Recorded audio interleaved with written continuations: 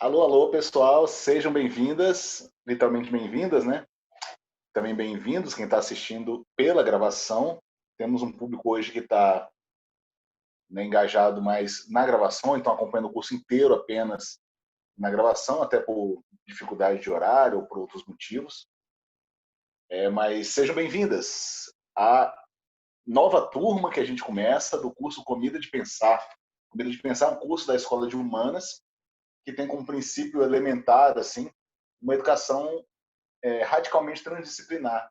Ou seja, a gente não vai trazer aqui uma conversa pautada em disciplinas, mas a partir dessa temática, ou dessas temáticas que a gente vai levantar, a gente vai tentar incorporar vários saberes, e não apenas acadêmicos, tá? É importante citar isso, porque a gente traz algumas informações, ou então alguns conhecimentos, né, das nossas ancestralidades também, né, dos saberes populares, é muito importante para estabelecer esse diálogo.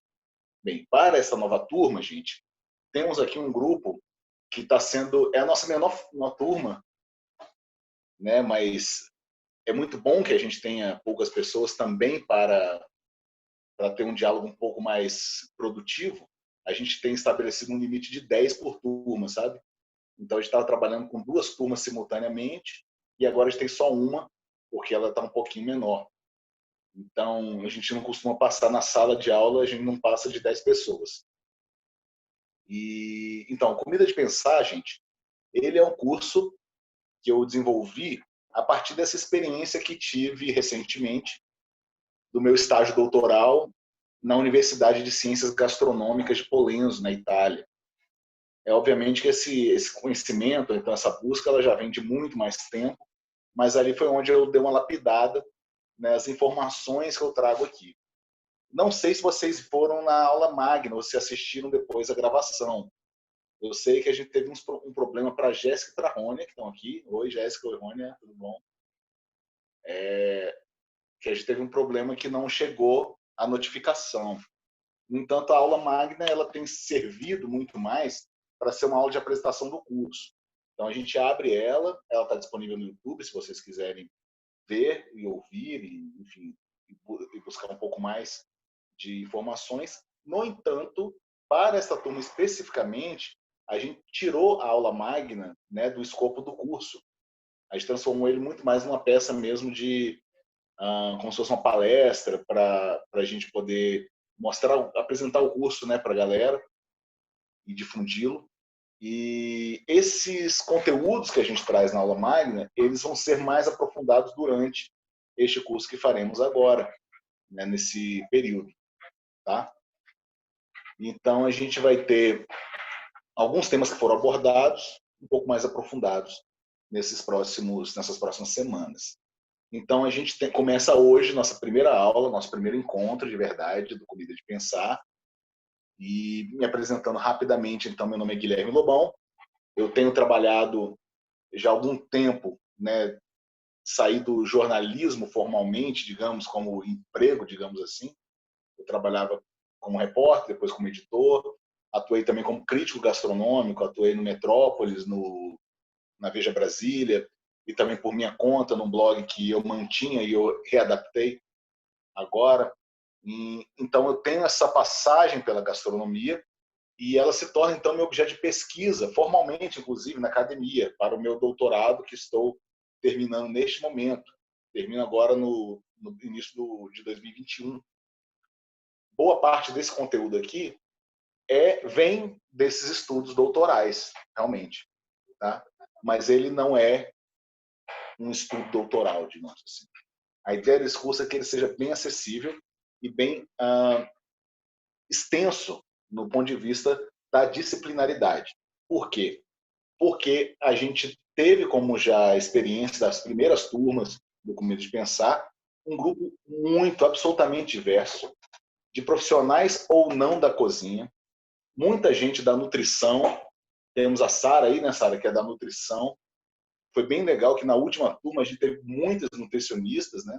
Principalmente pessoal do Rio de Janeiro, da UFRJ, do grupo da NUTES, né?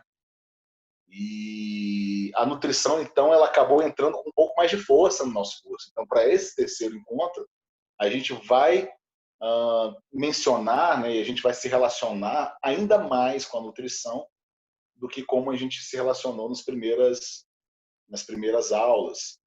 Então, assim, a gente começa a receber também participação de gente da filosofia, tivemos artistas plásticos, tivemos cientistas políticos, jornalistas, né? Temos aqui um grupo, né, de colegas do jornalismo gastronômico, Rônia e Jéssica, que vem desse métier, né? E que já trabalharam tanto e ainda, né, fazem seus trabalhos nessa relação com o jornalismo gastronômico. Então, tivemos vários jornalistas também gastronômicos e culturais participando do Comida de Pensar. Ou seja, a ideia do Comida de Pensar é que ele vai abordar uma ideia de uma gastronomia. A gente vai enfrentar, na verdade, o tema gastronomia por várias ciências e vários saberes que a circundam de um modo transdisciplinar, ou seja, sem derrubando mesmo as barreiras epistemológicas que nos dividem, nos separam no nosso ensino formal. E o nosso ensino formal, ele vai ser muito questionado aqui, de uma forma natural, na verdade, porque foi ele que nos separou desse jeito. Então, nesse momento, falando em nutrição, por exemplo, a gente está começando a discutir dentro dos fóruns da turma da nutrição.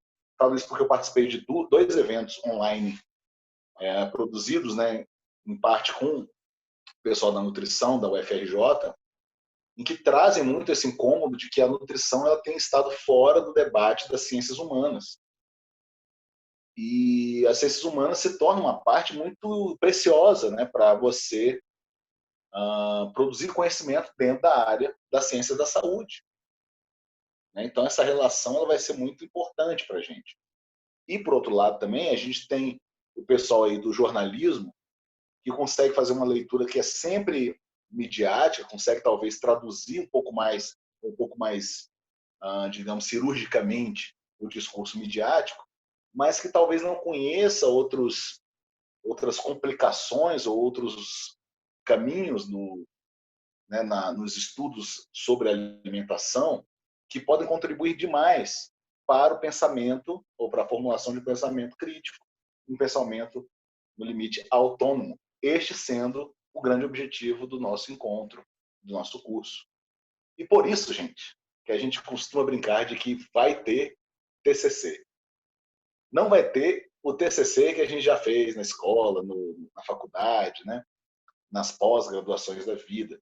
A ideia nossa de TCC é muito mais modesta, é muito mais pensando em coroar esse nosso processo de aprendizagem a partir de uma troca mesmo de ideias escritas, né?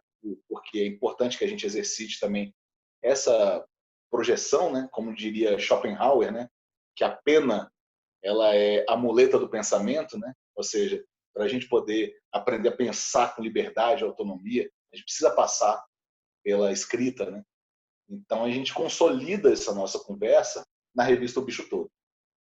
Não sei se todo mundo aqui já leu, né, a primeira edição do Bicho Todo, que foi feita com os alunos da primeira turma do Comida de Pensar.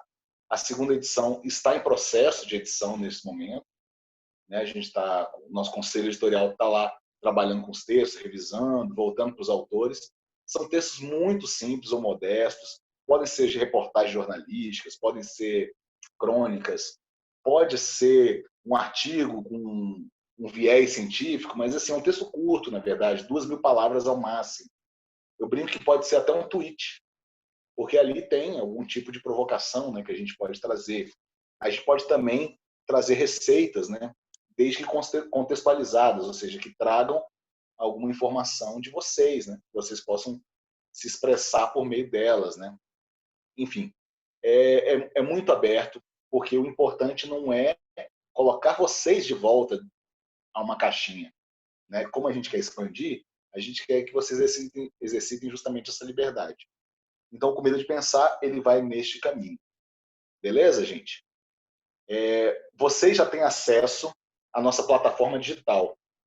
Chegou no e-mail de vocês, pelo menos o e-mail cadastrado aqui, bateu lá uma informação da nossa plataforma falando que você está lá com o usuário e senha criados.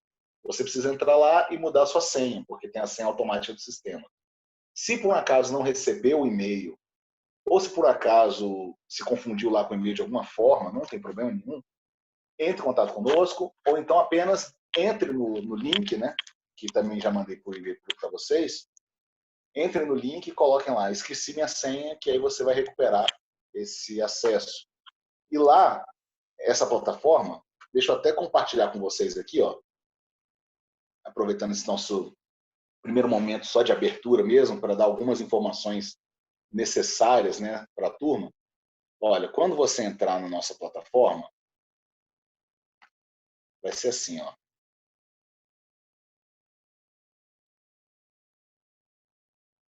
Esse aqui é o ambiente do professor, né? Mas você entra aqui, vai aparecer essa telinha para você, ó, comida de pensar, e vai aparecer essa estrutura, ó, comida de pensar, novembro 2020.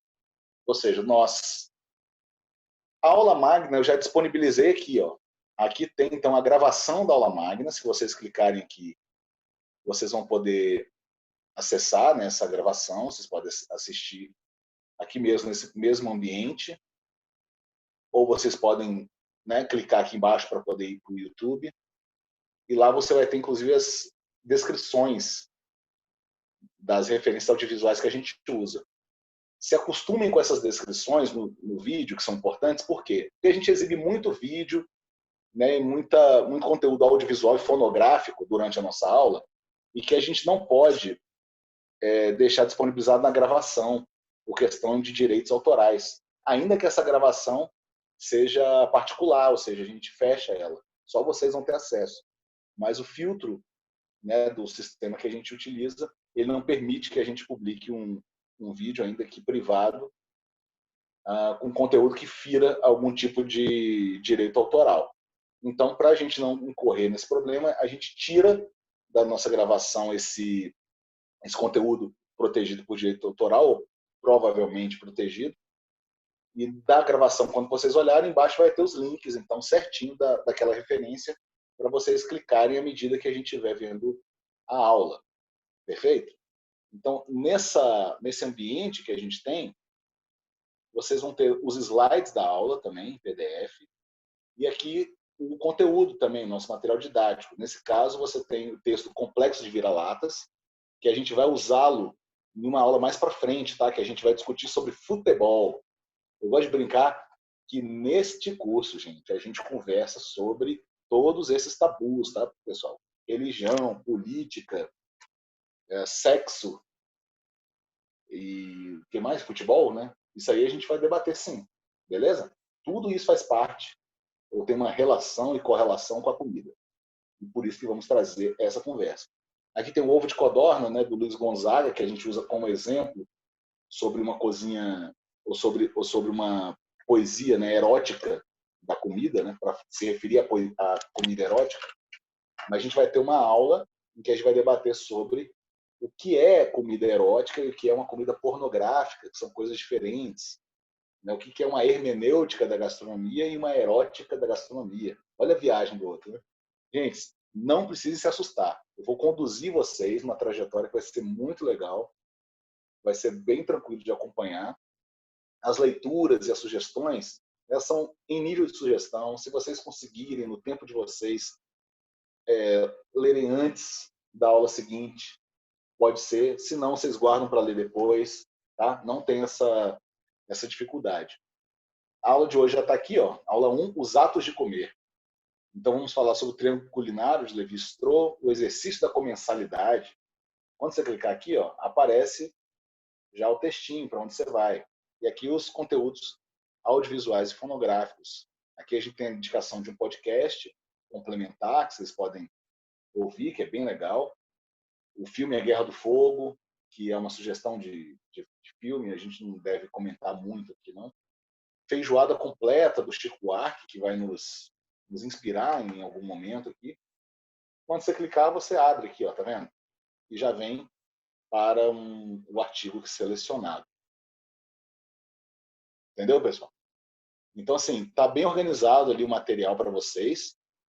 Esse material vai ficar à disposição de vocês até o final de janeiro. Então, vocês vão ter aí um tempo depois que a gente terminar nosso curso ainda vai ter um tempo legal para vocês poderem acessar, às vezes perdeu alguma aula, quer rever, quer baixar algum conteúdo, então vocês podem ficar muito à vontade em fazer isso. Beleza? Perfeito, Sara, obrigado. É isso. Tá? Então essas são as informações que eu preciso dar para vocês, para a gente poder, vocês ficarem tranquilas. A nossa relação, gente, a gente vai estreitar ainda mais pelo grupo do Telegram. O Telegram esse grupo que a gente está criando, foi uma demanda de outras turmas, né, no nosso questionário que a gente faz ao final de um curso, muito mais, não para encher de informação vocês mais uma vez, tá? Não é mais um grupo assim, não. É muito mais um grupo para a gente poder trazer alguma informação ou troca de informação, de texto, de referência, tá? Entre nós. Então, fiquem à vontade de integrar o nosso grupo do Telegram. Vocês vão receber esse convite. Se não tiver o Telegram, basta baixar o aplicativo, tá? Então, a gente não fica importunando muito vocês, não. Vai depender do grupo também. Teve grupo que falou assim, não, professor, joga aqui as informações, em vez de mandar no e-mail, né? Eu vou continuar mandando no e-mail, mas eu jogava também no Telegram as informações da sala de aula e tudo mais. Esse link que vocês receberam é o link para todas as aulas. Mas, para facilitar, eu sei que essa vida digital nos deixa com muito lixo eletrônico, né, na nossa frente, e nem sempre a gente consegue encontrar as coisas de uma forma fácil. Então, toda vez que a gente tiver uma aula, vocês vão receber um e-mail chamado Hoje é dia de aula, comida de pensar, e ali vai ter, mais uma vez, replicado o link. Tá joia, gente? Então, vai ser o único e-mail que vocês vão ficar recebendo de uma forma mais rotineira nosso durante esse curso, mas como um lembrete mesmo. Beleza, gente? Então, pessoal, eu queria, nesse momento, só pedir para que vocês abram aí vídeo e microfone, só para se apresentarem mesmo, para a gente se conhecer uns aos outros aí. Apresentação bem rápida, essa apresentação mesmo que vocês fizeram naquele momento da inscrição já é suficiente. Quer começar, Sara? Vamos lá. Então, eu sou de Aracaju, Sergipe, né? Sou nutricionista, sou formada pela Federal daqui. Formei em 2012.2, né? Comecei a atuar em 2013. Curto muito a parte de políticas públicas, então já atuei com saúde pública, já atuei na parte de assistência social, com parte de segurança alimentar. E atualmente já tenho uma pós em clínica e estou fazendo uma pós em comportamento alimentar pelo IPGS. Foi através de uma das professoras que eu tive na pós, que é do Rio, que eu conheci o curso. E me interessei bastante, porque eu acho que essa parte mais voltada para gastronomia, pelo menos na minha grade curricular, é uma coisa que fica aquém, então para a gente ficar bem aberto, acho que vai agregar bastante. Aê, valeu, Sara, obrigado. Você é da terrinha, da minha mãe, da minha avó, minha família toda de Aracaju, minha filha, da parte de mãe, entendeu? Diariamente eu como minha farinha de Itabaiana, Que sabia? Conta coincidência! bem? Aí, ó. Que legal! É isso. Jéssica e Rônia, não se avestem. Ei, Rônia, há quanto tempo, minha filha? Prazer vê-la aqui. Ai, super prazer te vê-lo, bom. Coisa boa, muito bom. Tô bem.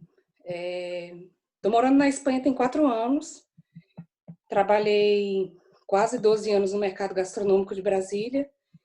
E agora tô por aqui tentando escrever sobre gastronomia ainda. Tem uma amiga que é jornalista, que tem um site de gastronomia na Inglaterra. E eu escrevo conteúdo para ela. E tô tentando voltar para o mercado porque é minha área e minha paixão. Que beleza, que E beleza. enriquecer um pouquinho o conhecimento, né? Que nunca é demais. Exato, nunca é demais. Mamãe Jéssica está trocando fralda nesse momento. Fique tranquila, Jéssica. Depois, quando você aparecer aqui, você chama a gente, tá? Oi? Não tem problema. Quando você puder, né? Jéssica está com um bebezinho novo aí, ó. Então tem que dar muita atenção aí para a criazinha, viu? Realmente, é a prioridade. Vamos lá. Já vou começar então a introdução dessa nossa aula de hoje. Introdução não, a aula de hoje, né, de fato. Veja, nosso curso ele está dividido, como vocês podem ver no site, em 3 módulos. Por quê? Já me perguntaram assim, posso fazer só um dos módulos? Eu não bolei o curso para você fazer só um dos módulos. Pode ser que a pessoa queira se inscrever e só atender a um deles.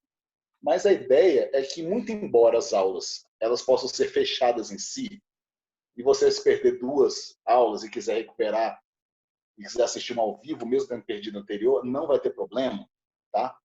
Muito embora você possa ter essa liberdade, é importante que a gente tenha esse roteiro, ou siga esse roteiro, até para a gente construir junto. Porque a ideia do curso não é eu falando aqui só para vocês saberem alguma coisa, mas justamente para eu poder trazer essa estrutura, né, e deixá-la à mercê do debate. Entende? Então é importante para a gente poder também abrigar toda essa diversidade que a gente tem de lugares, né, de quem está frequentando o curso aqui, como a gente já pôde ver agora. Então temos gente de Brasília, está em Brasília, está na Espanha, em Aracaju. Então veja, já tem uma questão geográfica aí, né, importante. Então, para a gente poder contemplar essa diversidade, é importante a gente passar por essas categorias. Então tem um senso de narrativa também, até emocional, tá? Vocês vão ver, tem uma aula ali que é especialmente deprimente, tá? Vou avisando para vocês. Teve um chefe de cozinha que chegou e falou assim no final: pô, bicho, que balde de água é esse? Falei, calma, a aula seguinte a gente reergue.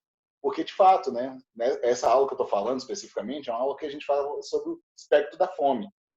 Então, de fato, não tem como a gente olhar para isso, né, de uma forma muito feliz, né? É muito triste a gente ver que a grande obra de Josué de Castro, né, a Geografia da Fome, continua sendo atual. Isso é uma pena, porque ele não escreveu para que fosse atual em 2020. Enfim, essa vai ser uma discussão que a gente vai entrar também. Jéssica, tens a palavra.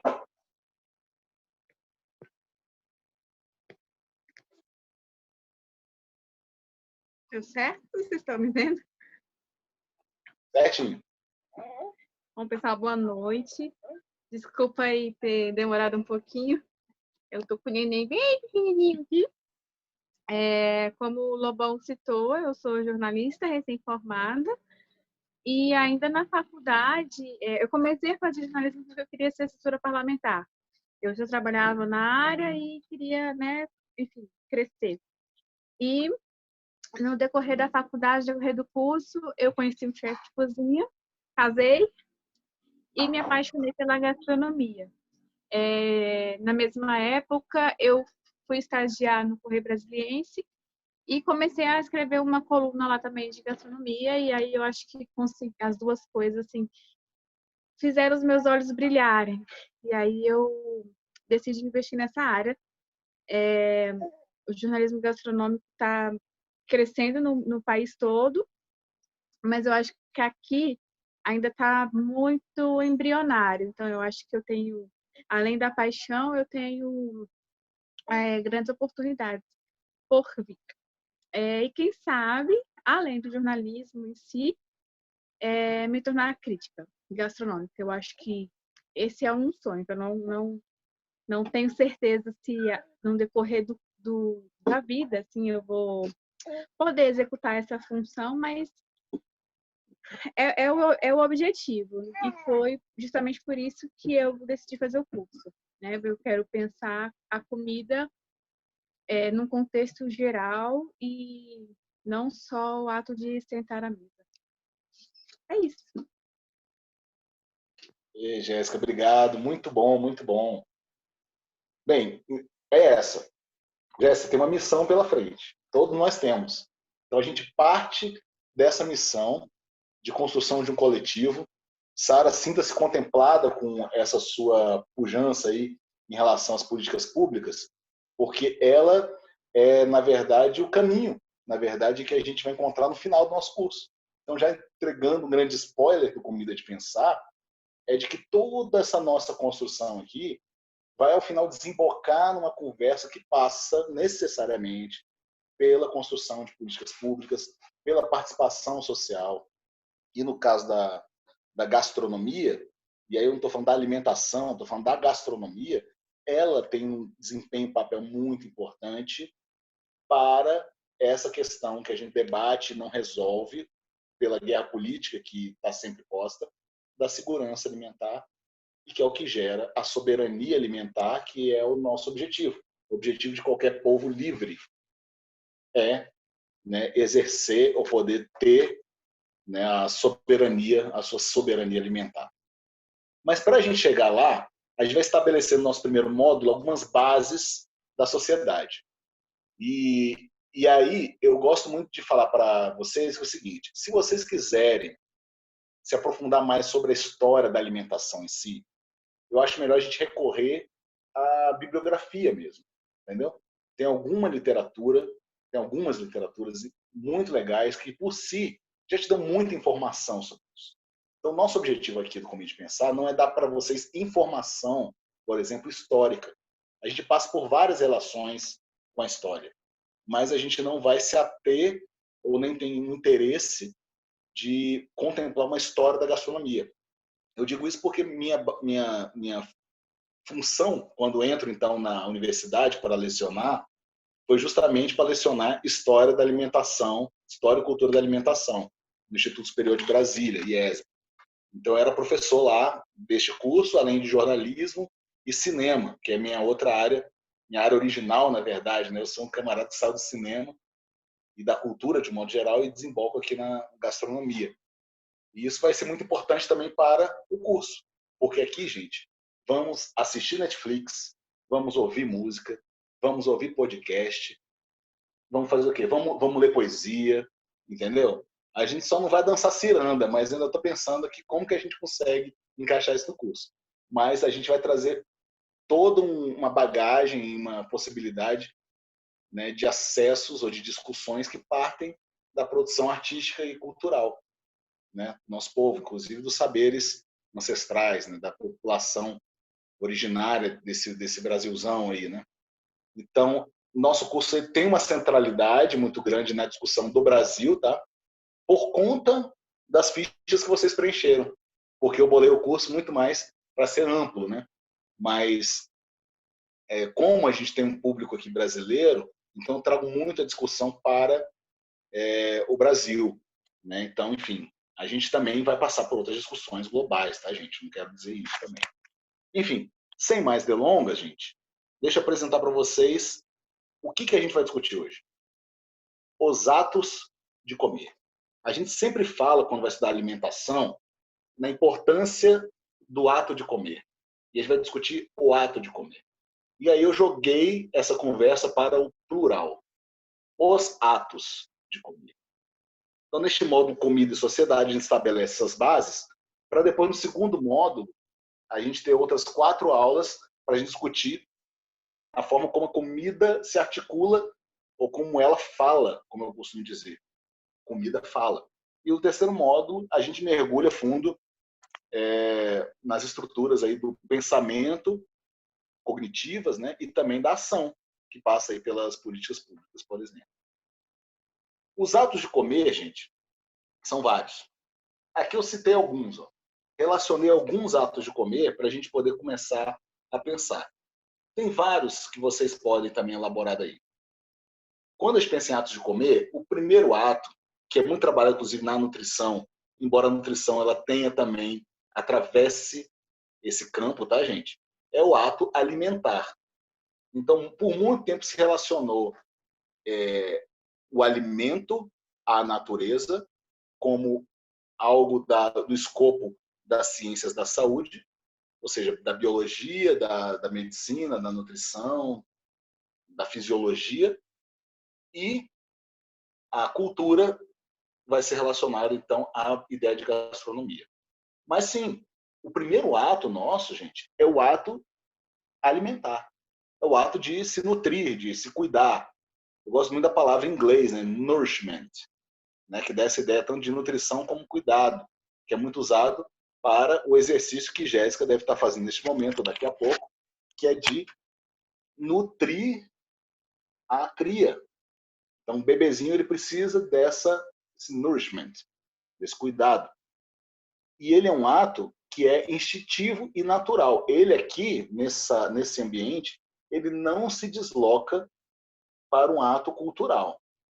Quando nascemos, a gente tem 2 gestos instintivos. O primeiro deles, respirar. E o segundo, comer. Então, é por isso que o bebê, quando sai da mãe, ele quer logo o peito. E aí tem várias dificuldades, talvez, né, para conseguir acessar ou não, mas ele o quer. Ele vai tentar chegar naquele objetivo. E nas leis da natureza funciona do mesmo jeito, de modo instintivo. E temos um outro ato de comer, que é o ato educativo, é o ato aprendido, que não necessariamente ele é um ato cultural, tá, gente? Porque, como o exemplo que a gente vai dar agora, ele é um ato que busca a geração de autonomia do outro, ou seja, da cria, do filhote ou do filho, né? Independentemente de espécie, existe então um espelho, sendo os pais, né? Ou então a mãe principalmente, né? Esse espelho que vai gerar a autonomia. Para exemplificar esse ato, vamos recorrer à Disney. Tem esse curtazinho que eu acho super fofo e que pode ser bem legal para a gente poder ilustrar o ato de comer como esse ato nutritivo, mas também educacional, educativo, né? Se você está vendo a gravação, clique no linkzinho abaixo pelos motivos que eu expliquei antes. Ou seja, para a gente não ferir nenhum direito autoral. Então fica o link ali embaixo do vídeo, se você estiver assistindo a gravação, para poder então pular direto para lá neste momento. Vamos lá? Um ato educativo. Olha que bonito. Essa representação de que chega um momento em que você vai precisar andar com as suas próprias pernas, né? O termo popular que a gente usa. Ou seja, a gente não à toa que a gente ensina as nossas crianças a usarem talheres, porque em algum momento ela precisará ser mais autônoma.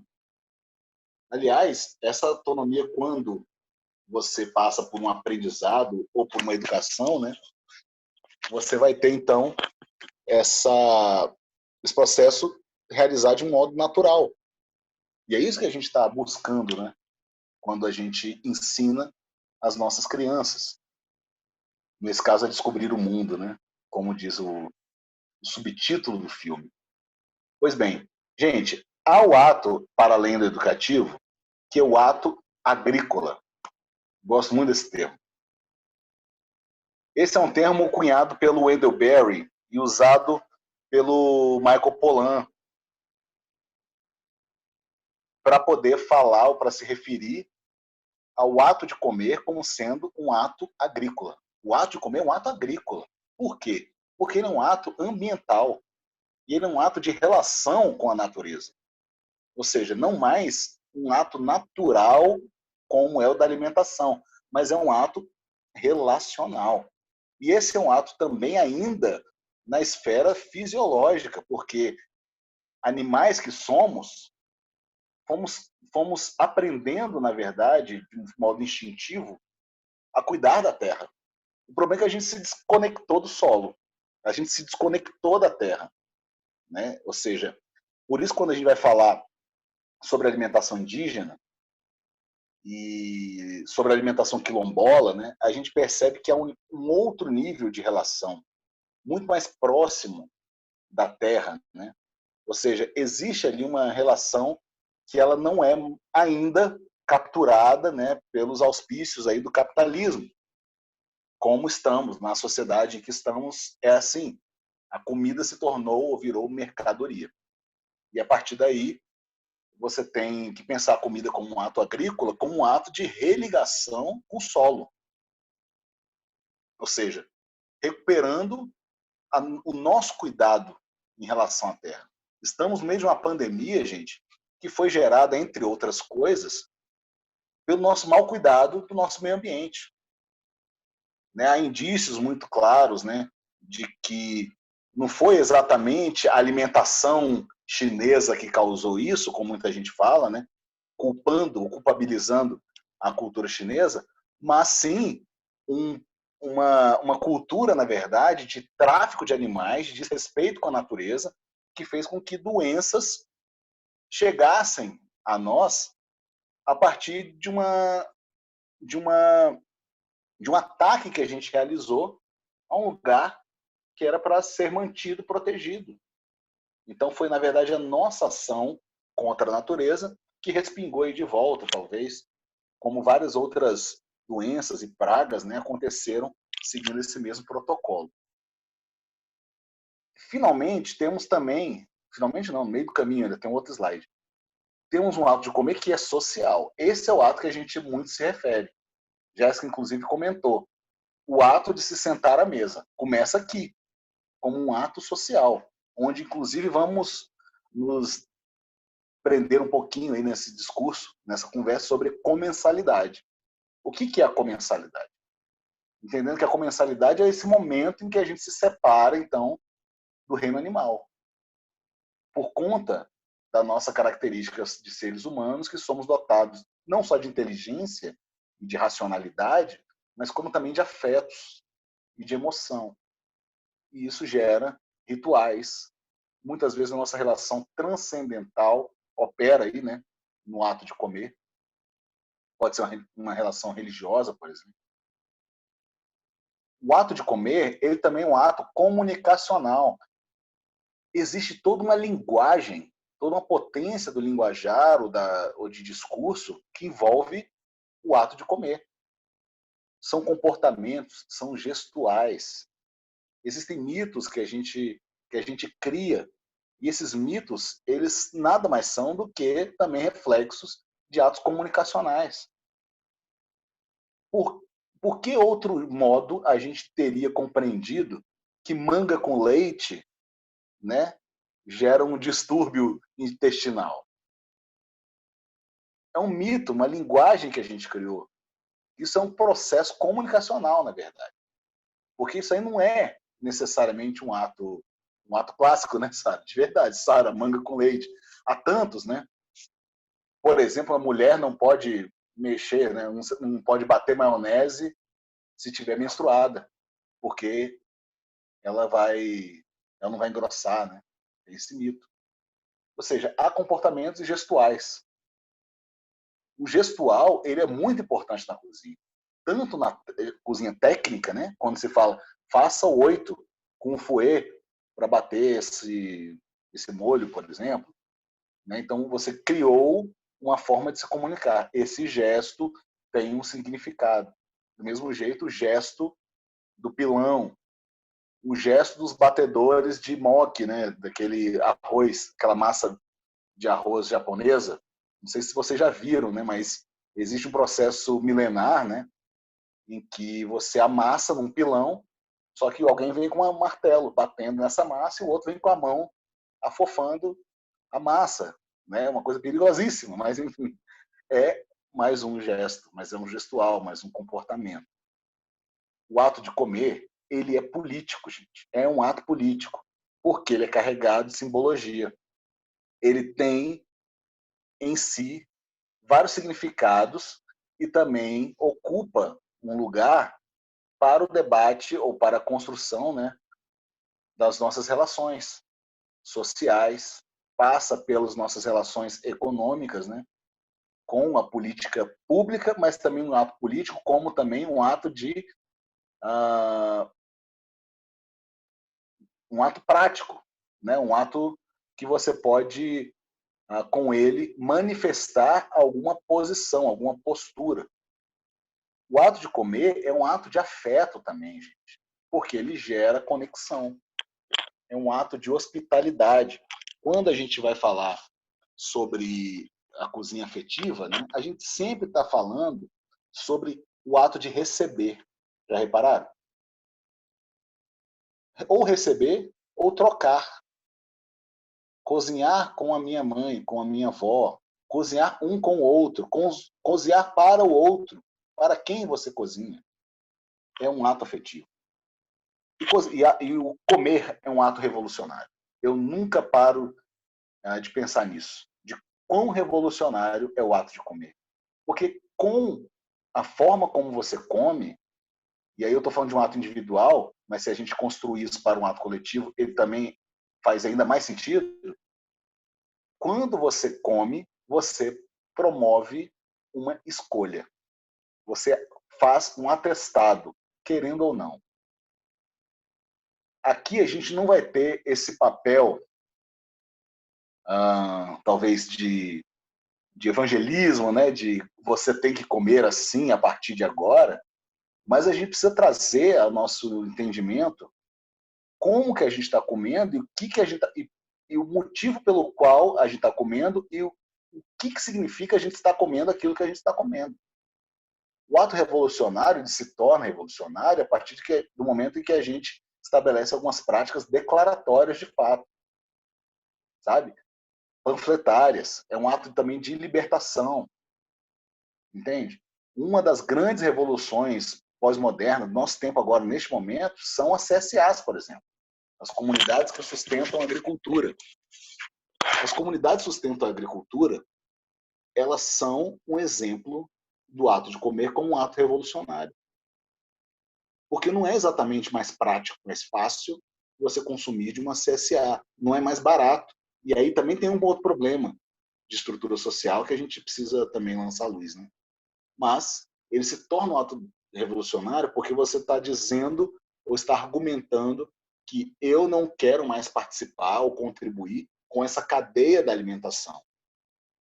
Pelo contrário, eu prefiro contribuir com um ecossistema que olha para o alimento de uma forma mais natural, sabe? Que tenta estabelecer uma relação no limite, né, mais justa. Perfeito?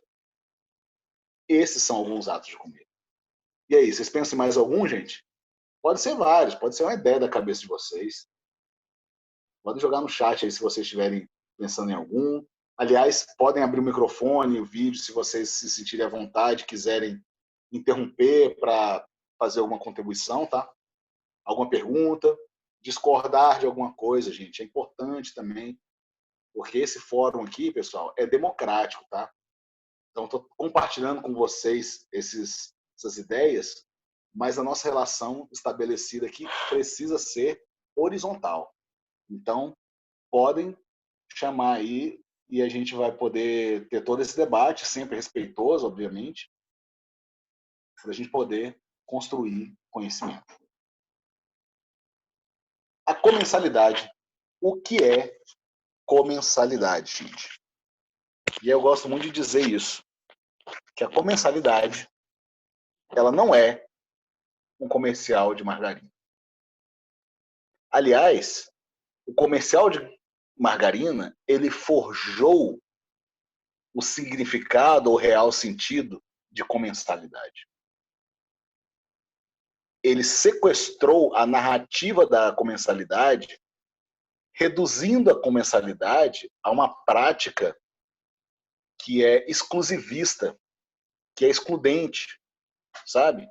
Que é de pessoas de classe média, brancas, né, que vão tomar aquele café da manhã super farto, servido à base, né, de margarina.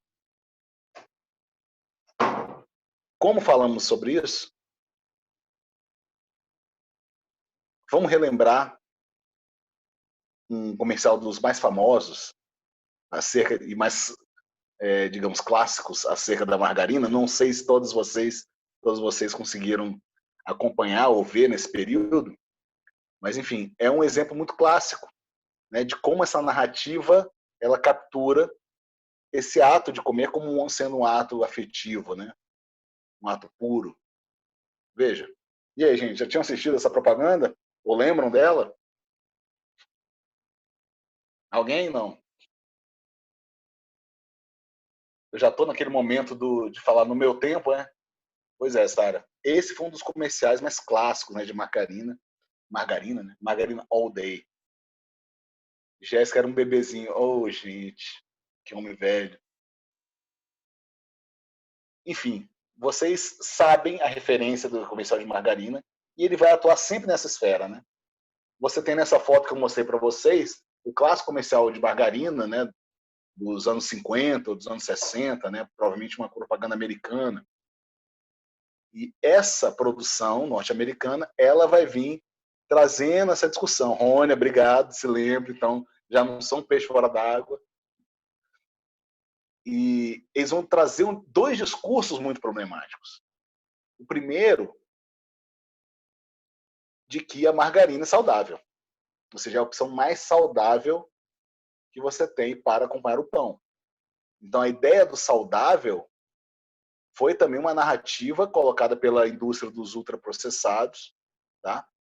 Para poder te capturar e convencer, talvez, que o alimento mais natural, e aí a gente está falando talvez da banha de porco, então da manteiga mesmo, desses produtos, eles não seriam, então, produtos bons para o seu corpo.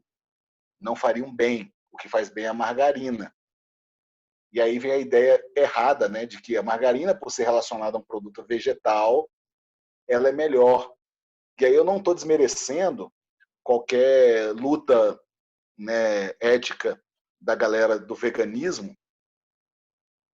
Eu estou, na verdade, problematizando a indústria, que ela também capturou a narrativa do veganismo, tá? Ou seja, ela não tem um compromisso com a missão, né? Sabe? O que ela faz, na verdade, é buscar uma forma de vender. Então, por isso que ela cria essas narrativas. Então, começou a se associar também o mais saudável com a ausência da carne, o que não necessariamente é verdade. Perfeito? Então, aí você vai ter um lugar para a gente discutir. O outro é a questão semiótica da coisa, que você vai olhar um comercial de margarina que vai forjar o sentido. As carnes de planta, inventaram esse negócio, né? O hambúrguer do futuro. Vai ter o seu momento, tá? Da gente debater as carnes de planta, debater a sério, isso é legal. E a gente vai pensar, então, no comercial de margarina como sendo o grande referencial que a gente vai precisar ter acerca do que é a comensalidade. E a comensalidade, já entendemos e já podemos pensar que não é isso. A comensalidade, aliás, calma aí, gente, está muito melhor representada na música de Chico Buarque. Vamos ouvir? Se você está vendo a gravação, dá o cliquezinho no link. Botar água no feijão. Engrossar, aumentar, vai vir um pessoal aí para comer. Esse é o princípio da comensalidade. Comer junto. Aumentar a mesa. Coração de mãe. Sempre cabe mais um. Obviamente, nesse exemplo, que é muito bem narrado, né, pelo Chico Buarque, poeta que é, né, falando sobre os pertences da feijoada, como que se faz, que hora entra qualquer coisa, obviamente você tem ali toda uma estrutura também machista, né, da narrativa, que coloca a mulher como, olha, eu estou mandando você fazer isso porque eu estou trazendo meus amigos. Né, então você vai para a cozinha e vai cozinhar isso tudo para a galera. Então você tem essa relação também, que deve ser também problematizada.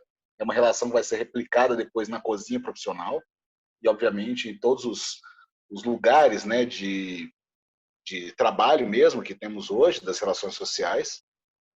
É uma disputa, né, de narrativa e uma demanda, uma reivindicação que a gente tem debatido hoje na nossa sociedade, né? Está sendo muito claro esse debate, mas ainda há uma desigualdade muito grande. Então eu trago esse exemplo para a gente poder servir tanto para exemplificar a ideia de comensalidade, mas também sem passar pano, tá? Mesmo que ele esteja seja talvez uma vítima do espírito do seu tempo, digamos assim, né? Enfim, é importante que a gente faça essas pequenas atualizações ou essas críticas pontuais. Perfeito? A comensalidade, ela não é um comercial de margarina.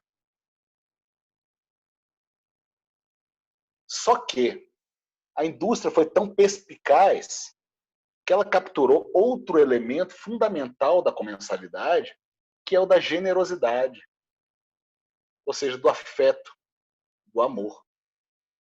E aí ninguém melhor do que, né, sabe as palavras de Molejão para poder lembrar para a gente que não era amor, era cilada, gente. Você lembra dessa música? Não era amor, era cilada? Pois é, foi o que a gente descobriu mais tarde, talvez muito tarde, porque esse discurso começou a entrar na nossa cabeça lá nos anos 90, talvez muito mais antes disso, só que nos anos 90 é especial, e a gente descobre então que não era amor, gente, era aditivo o nome do amor. E para vocês que talvez não se lembram da propaganda, vamos tentar lembrar aqui, ó, vamos assistir a propagandinha do Sazon, a original, só para a gente lembrar um pouco também, a gente vai falar um pouco mais de narrativa aqui. Esse é o momento de você clicar no link abaixo. Pessoal, é o amor. Quem ama, usa. Aí, cara, acabou. Não tem, sabe, nenhum outro tipo de tempero, não adianta. Cardamomo, canela, acabou, não tem, cara. Sabe? Rubs, né? A gente não tem esses para competir com o amor, gente. O amor é demais. E essa narrativa foi permitida. Aliás, é tão brutal que você tem ali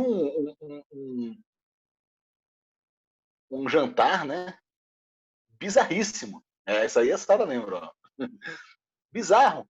A pessoa colocou sazon no arroz, no feijão e no picadinho, gente. E você tá comendo isso tudo junto. Que coisa horrorosa. Sabe? E é claro que você tem que ter a figura da empregada. Ou seja, você tem a figura da tia Anastácia, mas quem leva o crédito é a dona Benta. Isso é um grande elemento também da nossa comensalidade. Né?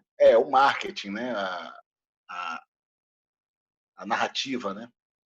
Que a gente vai discutir também demais aqui nesse curso, né? No seu determinado momento, mas a gente está sempre trazendo essas questões também para conversar. Então, a comensalidade começou a ser reduzida à ideia do comer junto de um modo romântico e centrado em narrativas que são narrativas excludentes. Então, nunca foi o foco da ideia de comensalidade o princípio da comensalidade. E qual foi o princípio da comensalidade, minha gente? Onde que começa esse nome que a gente usa para tudo? O que forma a comensalidade? E aí a gente faz esse retorno à ideia da conquista do fogo. Tem ali no nosso material didático um link para vocês assistirem completo, inclusive. O filme é Guerra do Fogo. É um filme inglês, se não me engano, né? Bem clássico, assim, de 1981, sobre um povo neandertal descobrindo, né, ou conquistando. Eu acho muito bom o nome quando eles usam, né, conquistando o fogo. O domínio do fogo, ou a conquista do fogo, ou a conquista, na verdade, a captura pelo ser humano de toda forma de transformação natural para a domesticação, ou seja, não é só o fogo, também a fermentação é um processo em que a gente domina, né, ainda primitivamente, ou seja, quando o alimento ele apodrece ou então ele começa esse processo de fermentação natural, ele começa a ser controlado pelo ser humano, que entende que, opa, se deixar um pouco a mais do maduro, você tem ali um outro tipo de sabor, um outro tipo de gosto. Então, primeiro vem a conquista do fogo, ou seja, quando o ser humano ele consegue colocar as mãos numa possibilidade de autonomia. Então, ele gera autonomia para o cozinhar. Então, não tem mais só no nosso horizonte o ato de comer, como também o ato de cozinhar se torna possível. E veja, o homem, o ser humano melhor, né? Porque o homem e a mulher já tinham em suas perspectivas o sabor de carne assada, por exemplo, ou de algum alimento, alguma planta submetida ao fogo. Por quê? Porque antes de se dominar o fogo, já havia fogo. Então havia queimadas, incêndios naturais. Os próprios animais também já tinham ou já consumiam, em alguma medida, essa comida que foi passada pelo fogo. O que muda, na verdade, é que existe, ou então se cria o ato de cozinhar. Então, a comensalidade ela é formada pela dupla do ato de comer a partir do ato de cozinhar. Porque quando você vai cozinhar, como sociedade, você não cozinha só para você.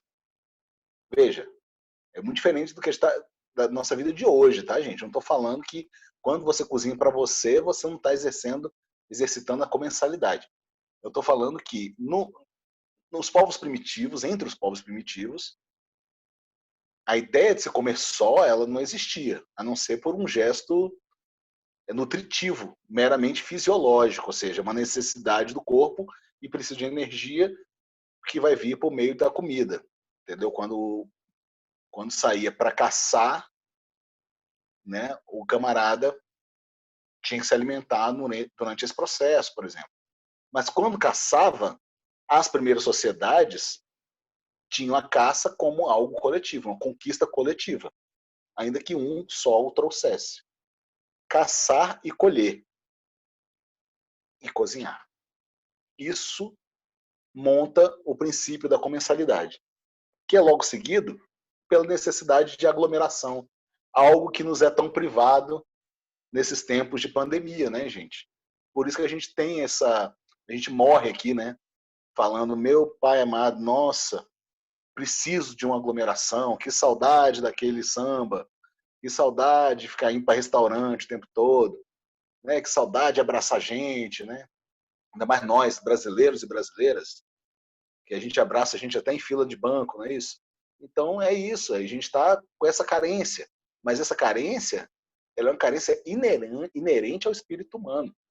Então a necessidade de aglomeração é algo que pautou esse domínio da comensalidade. O domínio da comensalidade, ele vai gerar, então, a questão do afeto. Comer junto gera comensalidade.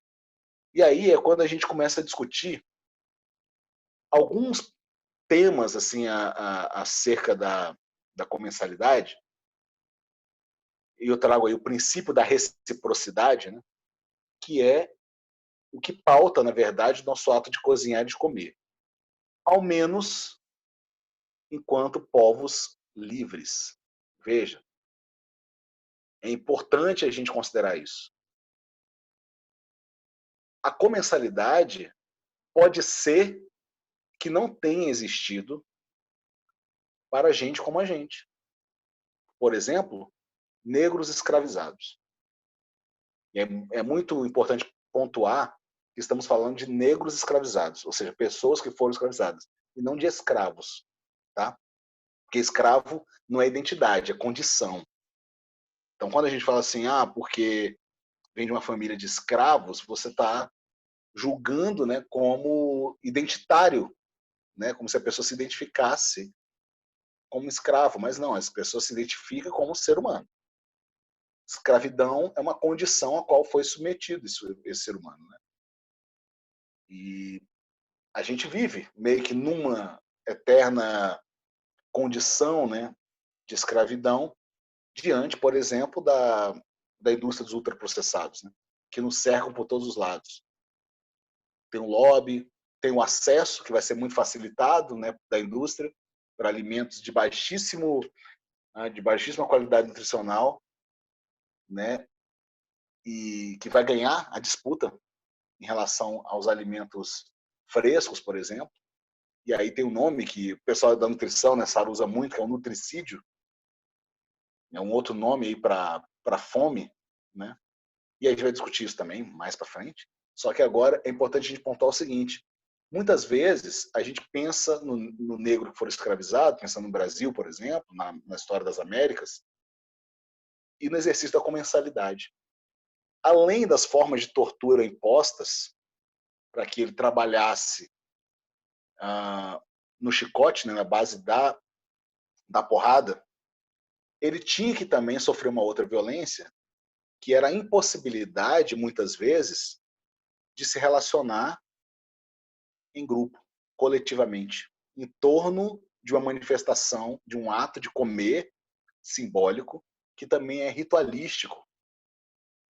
Então, há muitos relatos de que muitos povos que foram escravizados, eles não tinham autorização, por exemplo, para praticar os seus rituais. O caso da capoeira no Brasil, né, em que e muitas formas de culto ou de expressão cultural, né, que foram tolhidas pelo processo de escravidão. Com a comensalidade aconteceu a mesma coisa. Aos negros que foram escravizados era oferecido, era dado, né, ração. Após alimentar os animais, alimentava-se as pessoas que foram escravizadas. E isso é uma grandíssima violência, né? Uma violência que, aliás, foi muito narrada, né, e até hoje ainda tem muita discórdia em relação a esse entendimento, mas que a nossa feijoada, por exemplo, ela não foi criada, né, pelos escravos. Talvez. Existe uma colaboração possível em alguns estudos mais recentes, tem gente que coloca taxativamente, né, mas eu prefiro esse caminho meio da abertura, né, porque, afinal de contas, não temos dados suficientes para o julgamento, mas que, devido à impossibilidade de exercer sua comensalidade, ou seja, do ato de cozinhar e do ato de escolher o que vai comer, não era possível haver o ato de criar, o ato criador por trás da criação da feijoada. Então, muito se diz sobre a feijoada ter sido um prato basicamente português e que foi adaptado para o feijão preto, por exemplo, que começou a ser encontrado em abundância, que veio da África, né? E começou a produzir em grande escala, diferentemente do feijão branco, do cassoulet, ou então do cozidão português, né? Que seriam as bases, talvez, da feijoada. Enfim, esse debate, ele é um debate que nos lança luz sobre o exercício da comensalidade mais uma vez.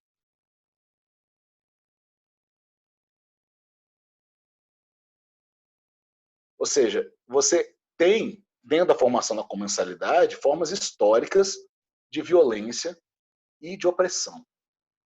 Gente, isso aí não adianta a gente procurar um outro caminho. Tá?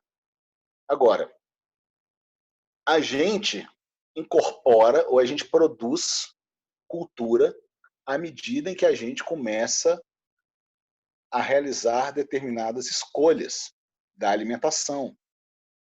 Perfeito?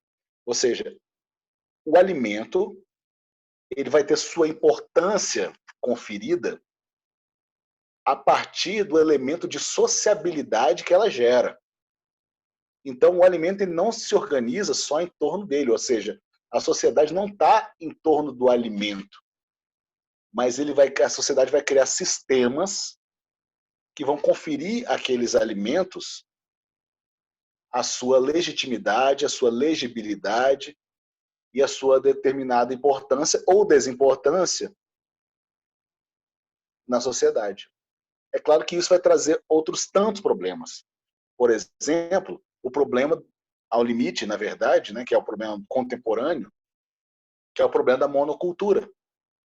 Ou seja, esse tipo de pensamento da sociedade se organizando em torno do alimento, identificando o alimento como melhor ou menor, como mais propício ou menos propício para a nossa alimentação, vai gerar, e aí com todas as consequências possíveis do nosso progresso, digamos assim, né, desenvolvimento, ele vai gerar, então, ele vai mirar a monocultura. Então, enfim, a gente vai ter essa discussão que a gente vai precisar fazer em algum momento, de que como assim estamos no país que tem o maior número de variedade de mandioca, de feijões e de farinhas, né, a partir da mandioca do mundo, e a gente só encontra 2 tipos no mercado, 3 tipos no mercado. E mandioca talvez a gente só encontre um, sendo que a gente tem vários tipos, não é isso? E tem dados alarmantes. 75%, né, baixou em 75% o consumo da mandioca ou da farinha de mandioca nas últimas 2 décadas. Veja, entramos o século XXI sem querer olhar para trás, né? Sem querer olhar para trás para nossas raízes. A gente se descolou mesmo, né, da nossa natureza. Temos 40% a menos de consumo de feijão e arroz entre 2008 e 2013, como for apontado pelo IBGE.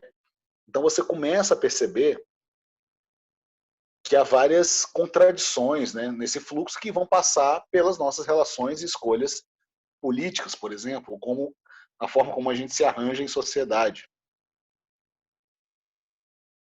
Para ser um alimento, já diria o Polan, além das primeiras características de qualidade, um produto natural deve poder ser objeto de projeções de significados por parte da gente que come. Então, ele deve poder tornar significativo, se inscrever numa rede de comunicações, numa constelação imaginária transcendental e numa visão de mundo. Olha só a potência do alimento, gente. Não tem como a gente sair daqui, ou então a gente se conformar com a conversa de que alimento é para nutrir, sabe? Melhor, que alimento é só para nutrir. Porque os valores simbólicos que o alimento carrega são enormes. E a gente carrega conosco. A gente começou conversando aqui, eu falei com a Sara, né, do meu prazer em comer uma farinha de Itabaiana e poder encontrá-la aqui, né, em Brasília. E ela está ali comendo a farinha dela de Itabaiana. E isso aí é um símbolo cultural. E a gente vai ter toda uma discussão de farinha, né, quando a gente vai falar de farinha, quando a gente vai falar de qualquer tipo de ingrediente, né, a gente vai se encher de paixões, de emoções, pelo menos nós que nos interessamos pela comida, né, de um modo geral. A gente sempre se relaciona às memórias afetivas, né, aos afetos que a gente carrega, né, e vai fazendo várias relações. E veja, não estou falando só do produto puro e natural, não. A gente tem essa relação também com o industrializado e o ultraprocessado, que é o melhor nome, na verdade, para a gente colocar. A gente tem essa relação. Porque a gente, nossa sociedade, nossa geração, né, foi construída em cima disso. Depois da Revolução Industrial, gente, a sociedade não olhou mais para a terra, sabe? Saiu andando e devastando tudo em nome do progresso, mais uma vez. Então, a comensalidade é o que nos permite esse ponto de contato. Esse ponto de contato, ele tem essa beleza poética, talvez, do alimento natural, mas na nossa memória ele pode trazer outros tipos de relações, né? Ou seja, tem coisas que a gente pode entender como terríveis, tenebrosas, né? Tomar leite condensado direto da latinha, né? Mas, enfim, estamos numa geração que muita gente teve essa não só esse comportamento, né, como gerou este afeto, essa ligação. É mesmo que a gente tem com o brigadeiro, que ele é, na verdade, um produto que vem a partir desse alimento industrializado. Então, assim, temos algumas memórias e que vão ser colocadas, independentemente da pureza que podemos tentar defender do alimento, mas que a gente se relaciona com ela. A margarina, por exemplo. Aliás, a margarina, gente, é um caso muito importante do afeto. Que ele é midiático, mediatizado, mas ele continua tendo um impacto. É porque a gente aqui resolveu ler rótulos. E aí, cara, foi o grande problema que a indústria começou a perceber. Eita, o pessoal sabe ler. Ferrou. A gente deixa aquele rótulo pequenininho, mas tem gente que começou a ler aquele negócio, está crisando. Por que hoje a gente está ainda discutindo, né, o fato de que o alimento, de que o produto, né, a mercadoria, né, a mercantilização do alimento, né, essa mercadoria precisa ter seus ingredientes rotulados, porque a gente já está em mais uma guerra, né, na política, né, na legislação, para que se tire da rotulagem as especificidades dos ingredientes, porque tem coisa lá que é uma aberração, acetona, formol, né, a pessoa coloca esses negócios, entendeu? Então, se você é minimamente esclarecido e vai ler um rótulo desse, vai ficar abismado, sabe? Então, tudo passa também por um sistema de informações de criações, não é só afeto, tá, gente?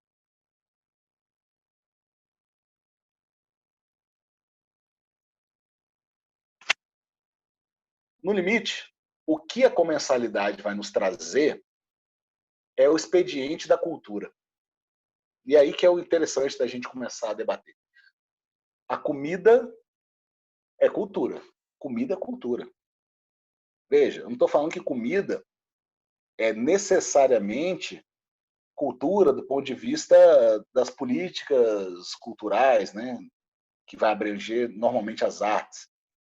E a disputa política, inclusive, que estava tendo há pouco tempo, né? Na campanha Comida é Cultura. Pois, para além dessa campanha, eu prefiro que a gente pense na comida como cultura e na cultura como cultura. Cultura é escolha. É isso que determina que comida é cultura. E não uma série de legislações, ou então de interesses, né, da galera que luta por alguma mudança de legislação para se beneficiar disso. Então, eu tenho uma certa birra, tá, com esse movimento do comida é cultura, porque ele tem no seu norte um objetivo mais interesseiro, digamos assim, de ser beneficiado por abatimento de impostos, é isso, a partir de alguns projetos. E isso vai ser capitaneado por gente que tem força política. Então, é esse o problema desse projeto Comida é Cultura.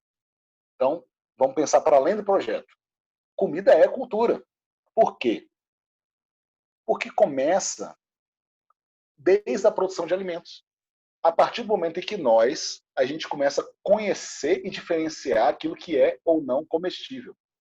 Então, quando a gente fala isso é comestível, a gente determina, é uma escolha. Ou seja, é um processo cultural.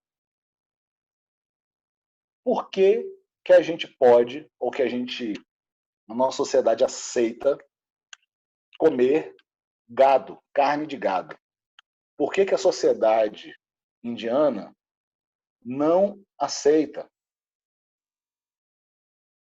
Por que que determinadas sociedades aceitam e têm por normal se alimentar de carne de cavalo? E também nas hortaliças, né? Tem hortaliças que por muito tempo foram dadas como venenosas ou perigosas. O próprio jambu, né? A mandioca brava, né? A maniva, ela era de fato uma coisa venenosa e que fora transformada pela cultura para poder se tornar comestível. Então, o que determina o que é comestível, claro, há um senso, uma necessidade de conhecimento básico que passa pela estrutura química daquele alimento. Ou seja, este alimento não é comestível porque ele é venenoso. Sabe? É isso. Esse alimento, ele tem, enfim, uma alta concentração de determinado elemento e isso faz impróprio ou perigoso para o consumo humano. Só que tem escolhas que a gente faz que são escolhas culturais ou escolhas religiosas, no caso da Índia, não comendo a carne de vaca. As escolhas, elas vão pautar então o que a gente come. E são escolhas, aliás, que não necessariamente passam por religião ou por ética. No Brasil, a gente não encontra comumente, nem consumimos carne de cavalo. Mas não sei se vocês sabem que somos um grande exportador de carne de cavalo para consumo humano. Sabia disso? E é algo que você encontra em determinados supermercados ao redor da Europa, por exemplo, você vai encontrar num supermercado um pão de açúcar, né? Lá o hambúrguer de carne de cavalo, carpaccio de carne de cavalo, enfim. Uma naturalidade imensa. Então, é a cultura que vai... Pois é, verdade. A gente não consome a carne de cavalo, mas a gente vende ela. Então, a gente determinou isso em algum momento que a gente não come isso. Entendeu? E claro que nos âmbitos regionais isso vai acontecer com mais força, porque aí você tem uma diferenciação do bioma. E aí, gente, o bioma vai ser o rei, né, das nossas escolhas. Porque, afinal de contas, o bioma, ele nos pertence e ele nos engloba. E é por isso que a gente entende como mais legível para a gente, entendeu? Determinados alimentos a partir do lugar onde estamos. Então, o que você vai comer no Pará e o que você vai comer em Sergipe, ou no Rio Grande do Sul, ou na cidade de Goiás, vão ter umas diferenças absurdas, simplesmente por uma questão da biodiversidade. Ou seja, temos biomas diferentes, tem coisas que reconhecemos e tem coisas que não reconhecemos. Então, uma das coisas que nos permite a escolha também vem pautada pela troca de conhecimento.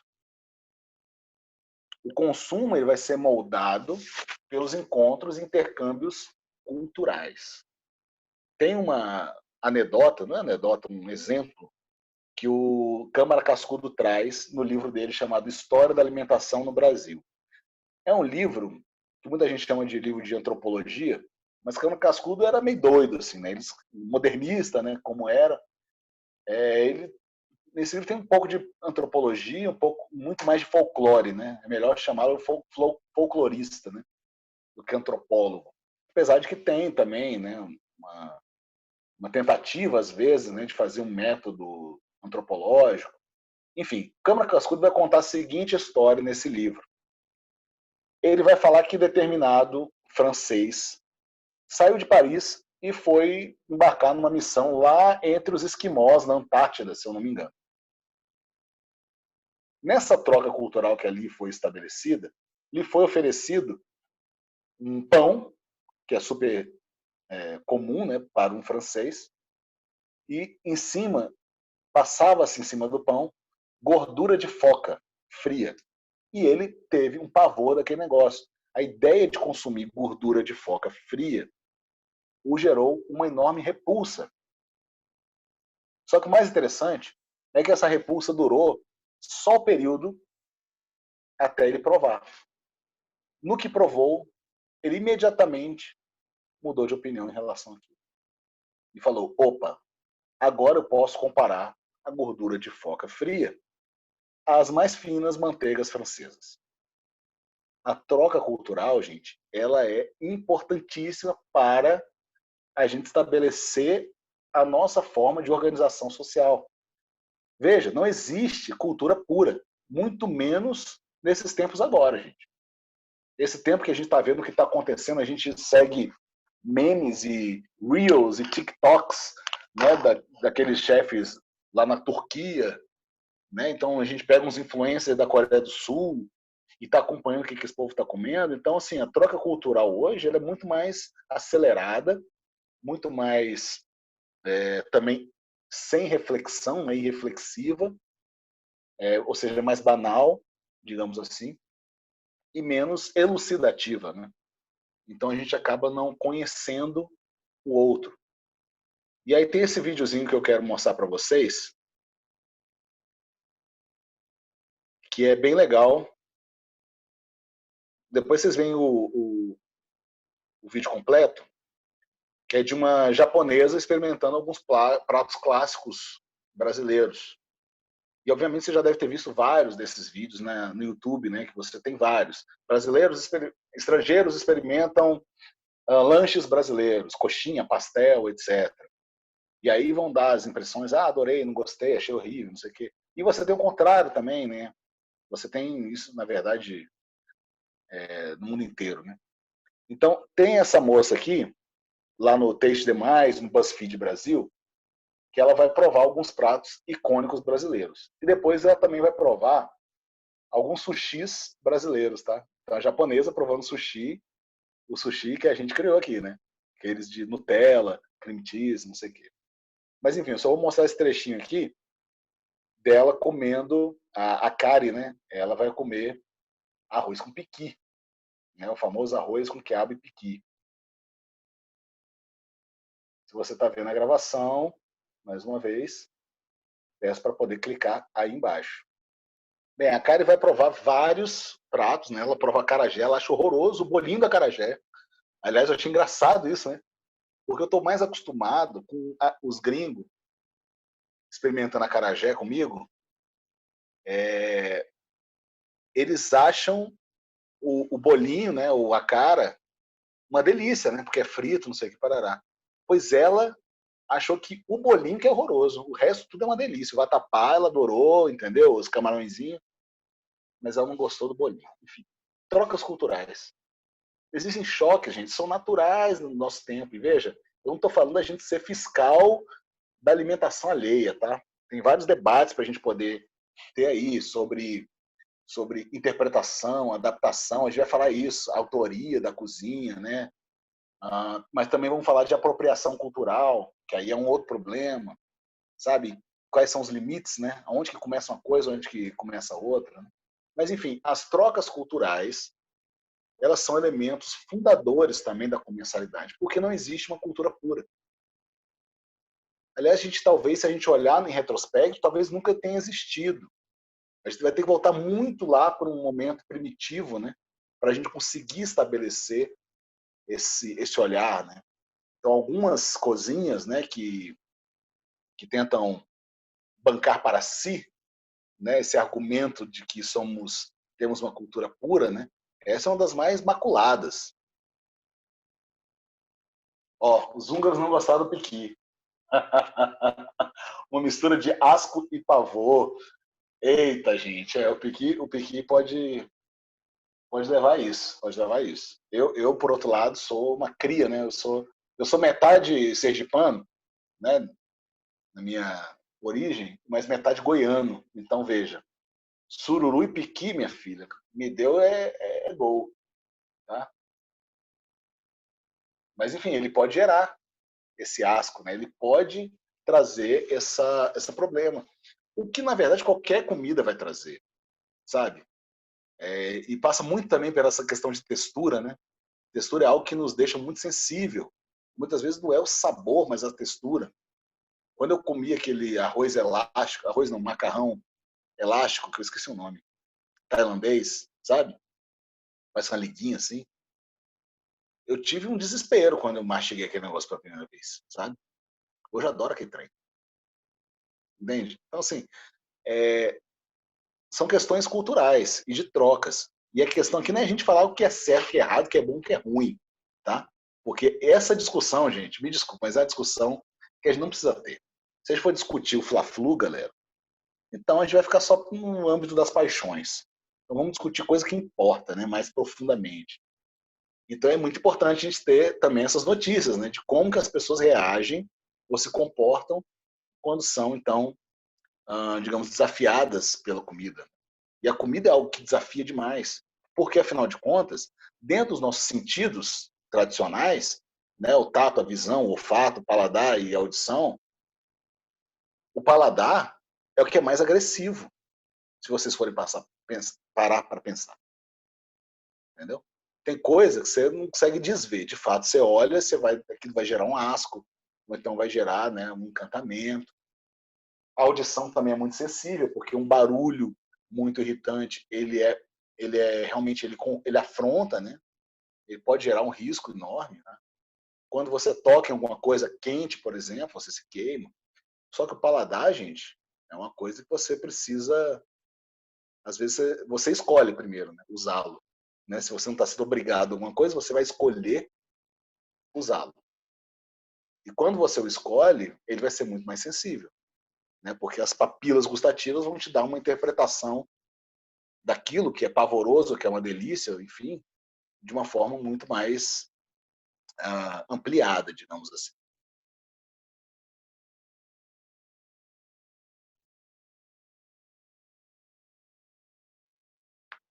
Quando a gente forma uma cultura, a gente também está pensando nos avanços tecnológicos. Não existe cultura sem tecnologia. Só que tecnologia não pode ser, gente, associada imediatamente aos avanços da informática, né, da TI, que é isso que a gente sempre pensa. Quando a gente fala assim, cozinha e tecnologia, a gente pensa nas maquininhas de fazer sous vide. Né? Já ouviram falar em sous vide? Sous vide, que é o cozimento controlado em baixa temperatura, sob imersão na água. Você coloca um alimento, você o fecha, né, a vácuo e cozinha em baixa temperatura por longo período, para ele poder, então, quebrar, deixar bem tenra, né, as fibras de seja lá qual for o alimento que você está fazendo. Então, essa ideia de tecnologia não é essa que a gente está tratando. É também, na verdade, porque isso é um avanço tecnológico. Mas o avanço tecnológico ele começa a partir do momento que a gente descasca uma manga. Ali já existe uma tecnologia. Com os dedos, não precisa de ferramenta, com um dente. Como você descasca a manga? Né? Depende da manga também, né? São tantos tipos. Mas, enfim, a ideia de você descascar, a ideia de você manipular o alimento é uma forma de acesso tecnológico. Ou seja, ele é um acesso cultural. E à medida que a gente tem tecnologias diferentes, a gente se adapta diferentemente a elas e a gente cria uma forma de interpretar determinados alimentos a partir do suporte tecnológico.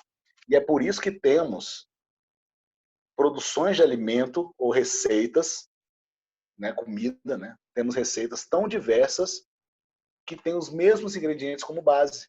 Já repararam? A aveia, que se torna uma massa, né, mais fofa, um pouco mais rígida, no norte, no noroeste da África, e que vai se tornar mingau nas Américas, ele se torna pão no Oriente, entende? Então, assim, no Oriente Médio, né, principalmente. Ou seja, o cereal ele começa a ser adaptado, e eu penso no cereal porque ele é um alimento muito basilar, né? Na verdade, de qualquer cultura. Então você tem o mesmo trigo, por exemplo, e você tem diversos tipos de pão. Por que o pão chapati na Índia e o pão de fermentação natural, né? Ou então foi um pão fermentado, né? Esquece fermentação natural, que a gente não vai agora debater, né, as tendências hipsters desta pandemia, né? Que o pessoal resolveu, né, virar padeiro, todo mundo, né, nesse último ano. Quando você tem cada pão numa estrutura diferente como essa, significa que ele só tem essas estruturas diferentes por causa da tecnologia. Porque no caso do pão chapati, ele vai usar aquele forno tandoori, né? Tandoor, que você tem um buraco e lá você vai colocar o negócio na lateral do forno e ele vai assar muito rapidamente. Em outros você vai ter um forno de pedra que vai permitir que a massa cresça. Né? Na Mesopotâmia, né, você tinha o pão ázimo, que era o pão fermentado, só que não necessariamente que crescia, um pão mais duro, que ele era feito por conta do tipo de acesso, tipo de tecnologia que alimentava o fogo e fazia com que aquilo se tornasse, né, se cozinhasse. Então, veja, o avanço tecnológico, ele sempre vai pautar a forma como a gente se relaciona com a comida, no curso da história. E hoje, isso está muito mais confuso, digamos assim, porque a gente teve a globalização, né, o processo de globalização, e agora a gente tem um processo de hiperconsumo, né, em que você precisa superar, né, a lei da obsolescência. Né, os produtos tecnológicos são feitos para durarem pouquíssimo tempo, para que você possa já comprar outros. Né? E daí é a brincadeira que eu faço quando eu falo assim, nesse curso vamos discutir quatro coisas que eu acho muito curiosas, que o pessoal fica assim, rapaz, mas que isso tem a ver com comida? Perdão. Havaianas, depilação brasileira, a Brazilian Wax, o iPhone e o cinema de apocalipse zumbi. Essas quatro coisas serão pautas muito importantes para essa nossa discussão cultural. Mas isso em um próximo momento. Vou deixar aí só o spoiler. Para a gente fechar, gente, caminhar aqui para o encerramento. Não sei se vocês já viram, mas temos já o texto, tá?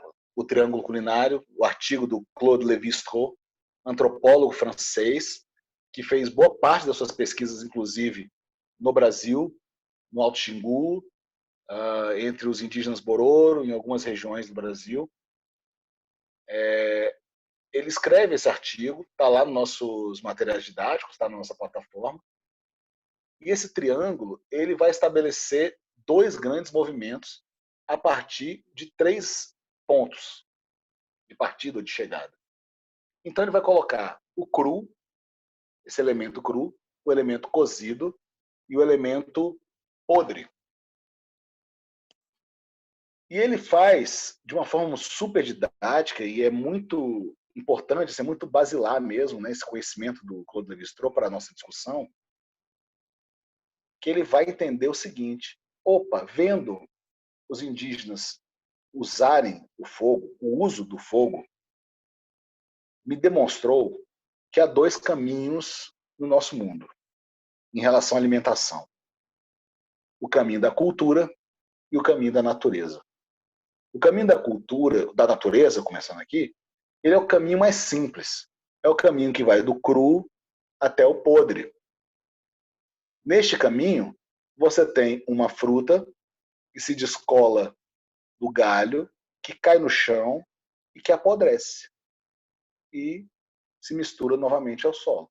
É um movimento natural. Não houve qualquer tipo de interferência neste movimento. Este é o movimento então, do cru para o podre. E aí, Lévi-Strauss entende que o estabelecimento de uma cultura vem a partir do momento em que a gente estabelece o nosso ato de cozinhar.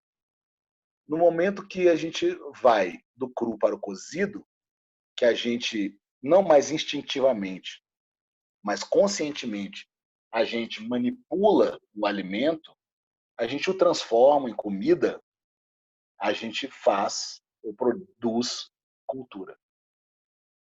Veja, quando ele está falando cru para o cozido, ele não está falando necessariamente, ele está falando, né, no locus da pesquisa, ele se refere, de fato, à passagem pelo fogo. Mas, no entendimento que a gente pode ter muito fácil, né, é de que não é necessariamente cozido, tá, gente? O alimento cru, ele se torna manipulado pelo ser humano e vira cultura, ou seja, produz cultura. Então, quando você pega um alimento e passa uma faca, faz um corte brunoise, julienne, você está produzindo cultura. Você criou uma interferência naquele alimento. Ele não é mais natural. Veja, eu não estou querendo questionar, tá, gente, a cozinha natural, o pessoal chama, né? Então, alimentação natural.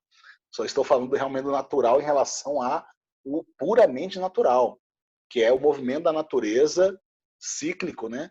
Sem intervenção humana. Com a intervenção humana, a gente produz cultura. E é claro que a gente pode, a partir daí do Lévi-Strauss, fazer vários movimentos, né? Como, por exemplo, o movimento do cozido para o podre, ou do podre para o cozido, gerando cultura também e natureza. Porque à medida que a gente interferiu, gerou cultura com o alimento, ele se tornou cozido e ele foi descartado, eles apodrecem.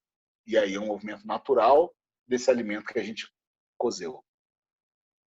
Do mesmo jeito, a gente tem um elemento cultural no podre, quando ele é apodrecido, ou seja, quando ele é podre, e ele se torna acessível ao nosso consumo. Vide o famoso queijo gorgonzola.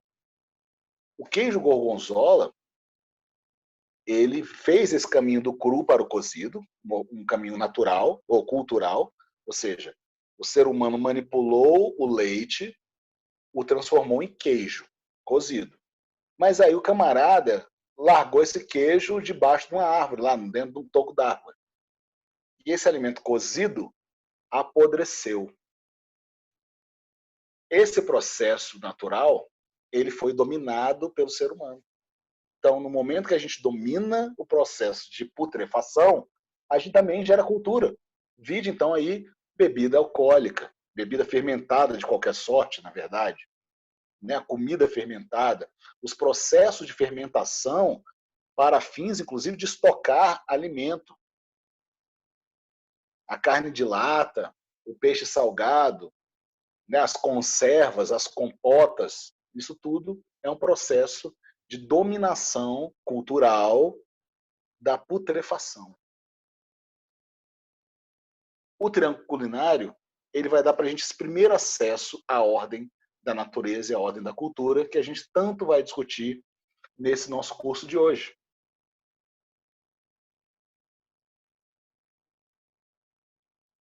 E aí, minha gente?